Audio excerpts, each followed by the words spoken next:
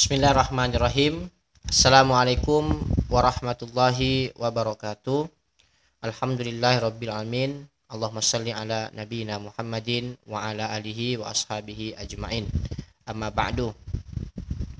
Ikhwah fillah yang dimuliakan oleh Allah Subhanahu wa taala, kita masih masuk dalam materi paradigma Quranik, dan ini merupakan poin terakhir, yakni pembaharuan dalam Islam. Kemudian pembaharuan Islam di Indonesia. Nah, saudaraku sekalian, upaya untuk membangun peradaban maju juga terjadi di Indonesia kalau kita perhatikan sejarah yang lalu. Nah, pembaharuan Islam di Indonesia ini dalam bentuk revitalisasi ajaran Islam dan rekonstruksi sosio-moral ya umat Islam sebenarnya itu telah muncul sejak abad ke-17. Banyak ulama-ulama Nusantara yang terkenal sepanjang abad tersebut. Nah, namun pembaharuan dalam arti masuknya ide-ide modernisme ke dalam pemikiran pembaharuan Islam itu baru dimulai pada abad ke-20 sejarahnya itu. Nah, diilhami oleh majalah Al-Imam ya yang terbit di Malaysia oleh Said Muhammad Aqil dan kawan-kawan.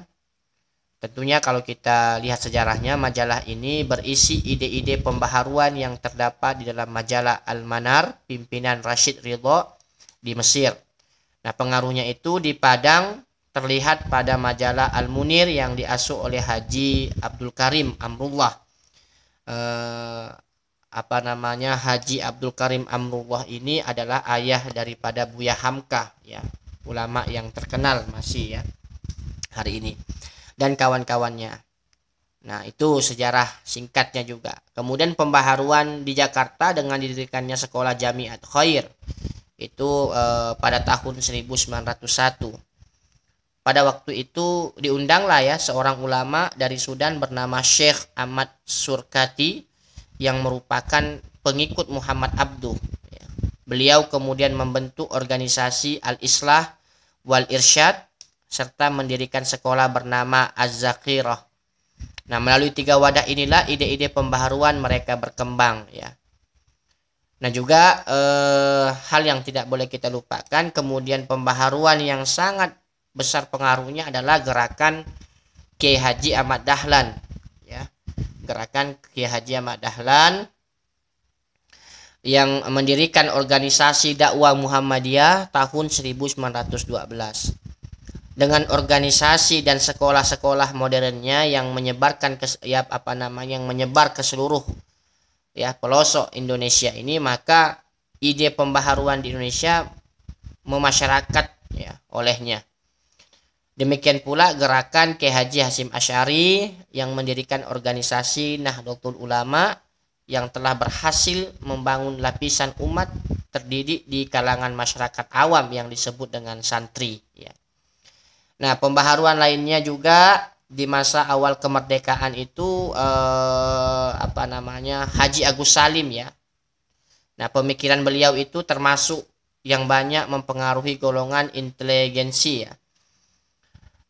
Inteligensi Muslim Indonesia yang berpendidikan barat. Kemudian juga Haji Said Omar Cokroaminoto dengan syarikat Islamnya, itu juga ada sejarahnya. Selain itu juga ada Haji Ahmad Hasan Bandung dengan Persatuan Islam Persisnya ya. Nah, Kalimantan Barat juga tidak tertinggal ya.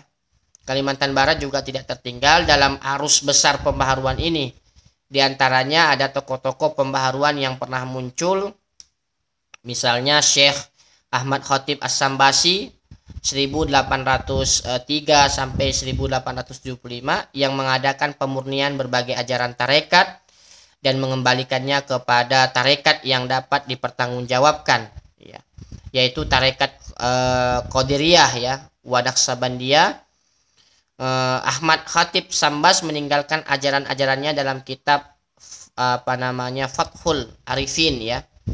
Nah, tokoh lainnya adalah misalnya Haji Muhammad Baisuni Imron, Maharaja Imam Sambas ya 1885 sampai 1976 yang mengembangkan pemikiran gurunya Syekh Rashid Ridho, murid Muhammad Abduh di Mesir. Mufti Kerajaan Sambas ini banyak mengadakan upaya peningkatan kualitas umat Islam seperti mendirikan lembaga pendidikan untuk mencetak calon-calon pemuka agama dan lain sebagainya ya. Nah, saudaraku sekalian, pembaharuan di Indonesia ini dalam arti modernisasi di samping muncul belakangan lebih banyak dipengaruhi oleh pemikiran di Mesir ya dan Saudi Arabia. Mengingat di sanalah kiblat pendidikan Islam Nusantara saat itu. Hal ini terjadi karena adanya hubungan politik dan bahasa Arab yang dikuasai oleh ulama Nusantara. Maka dapat kita simpulkan pada pertemuan materi paradigma Quranik bahwasanya paradigma Qurani adalah cara pandang dan cara berpikir tentang suatu realitas ya atau suatu permasalahan berdasarkan Al-Qur'an. Nah, Al-Qur'an itu dapat dijadikan paradigma karena ia bersifat otentik, diyakini secara utuh oleh seorang mukmin, mengandung gagasan yang murni bersifat metaforis, serta mengemukakan gagasan-gagasan yang sempurna tentang kehidupan ya. Selain itu, strukturnya yang transendental yang mengandung ide normatif filosofis yang dapat dirumuskan menjadi paradigma tertentu. Nah, langkah-langkah untuk mewujudkan kembali zaman keemasan Islam dengan menjadikan Al-Quran sebagai paradigmanya adalah dengan melakukan penguasaan disiplin ilmu modern, penguasaan warisan khazanah Islam, membangun relevansi yang Islam bagi setiap bidang kajian atau wilayah penelitian, ya pengetahuan modern, mencari jalan atau upaya untuk menciptakan sintesis ya kreatif antara warisan Islam dan pengetahuan modern, serta memfokuskan pemikiran Islam pada arah yang tepat yaitu sunnatullah. Nah, saudaraku sekalian, inilah berkenaan dengan materi membangun paradigma Qurani. Tentu materi ini dapat Anda kembangkan ya. Dapat Anda kembangkan, sebenarnya banyak lagi materi-materi yang lain yang kita bisa pelajari ya untuk menambah wawasan kita berkenaan dengan membangun paradigma Qurani ini. Demikian yang bisa Bapak sampaikan ya. Terima kasih atas perhatiannya. Billahi taufik wal hidayah. Assalamualaikum warahmatullahi wabarakatuh.